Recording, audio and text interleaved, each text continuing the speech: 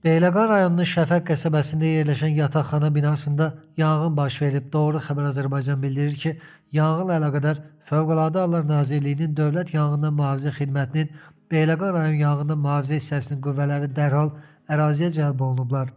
Əməliyyat şəraitinə uyğun olaraq həyata keçirilmiş zəruri və təxirə salınmaz tədbirlər sayəsində 2 mərtəbəli yataqxana binasının 2-ci mərtəbəsində baş vermiş yanğın genişlənməsinə imkan verilmədən qısa müddətdə söndürülüb, xəsarət alan olmayıb. Yanğın 15 ailənin yaşadığı 2 mərtəbəli yaşayış binasında baş verib. Hadisə nəticəsində binanın dam örtüyü yanaraq yararsız vəziyyətə düşüb.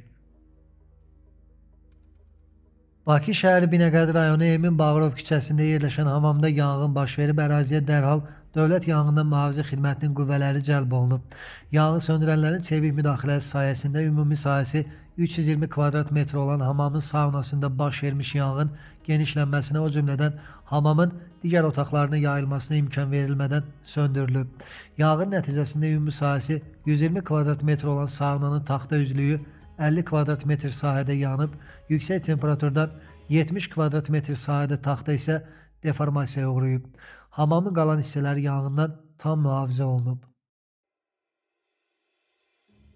Gəncə şəhərində isə bir-birinə bitişik 3 fərdi yaşayış evində yanğın baş verib. Hadisə yerinə dərhal Fövqəladə Hallar Nazirliyinin Dövlət Yanğından Mühafizə Xidmətinin Gəncə şəhər yanğın söndürmə bölmələrinin texnikası və şəxsi heyəti cəlb olunub. Hadisə nəticəsində 2 ev yanıb, alov 3-cüyə keçib. Hazırda yanğının söndürülməsi tam başa çatdırılıb.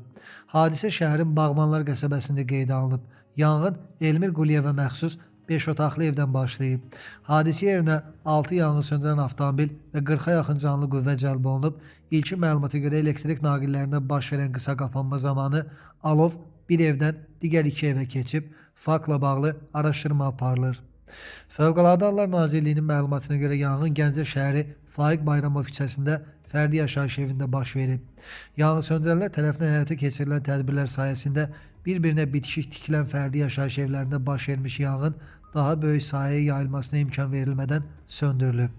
Yanğın nəticəsində ümumi sahəsi 90 kvadrat metr olan evin yanar konstruksiyaları, ümumi sahəsi 120 kvadrat metr olan evin dam örtüyünün yanar konstruksiyaları 40 kvadrat metr sahədə və ümumi sahəsi 216 kvadrat metr olan evin dam örtüyünün yanar konstruksiyaları 40 metr kvadrat sahədə yanıb. Evlərin qalan hissəsi və bitişik evlər yanğından tam mühafizə olunub. Bakıda avtotəmir sexlərinin birində ölüm hadisəsi qeydə alınıb. Doğru Xəbər Azərbaycan xəbər verir ki, yanvarın 2 saat 13 radələrində paytaxt sakini 1961-ci il təvəllüdlü Məhəmməd Qasımov işlədiyi Binəqədi rayonu Səttar Bəhlulzadə küçəsindəki avtotəmir sexində qəfil həyatını itirib. Onun infarktdan dünyasını dəyişdiyi açıqlanıb, baş vermiş ölüm faktı ilə bağlı araşdırma aparılır.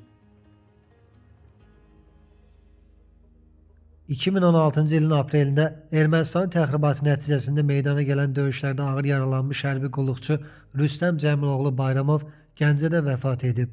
Gəncə xəbər verir ki, qazi Gəncənin Sevinç qəsəbəsində dünyasını dəyişib. Qeyd edək ki, 1981-ci il təvəllüdlü Rüstəm Maxi kimi çavuş rütbəsində xidmət edib. O 2016-cı ildə aprel döyüşləri zamanı ağır yaralanaraq bir gözünü və böyrəyini itirmişdi. Allah rəhmət eləsin.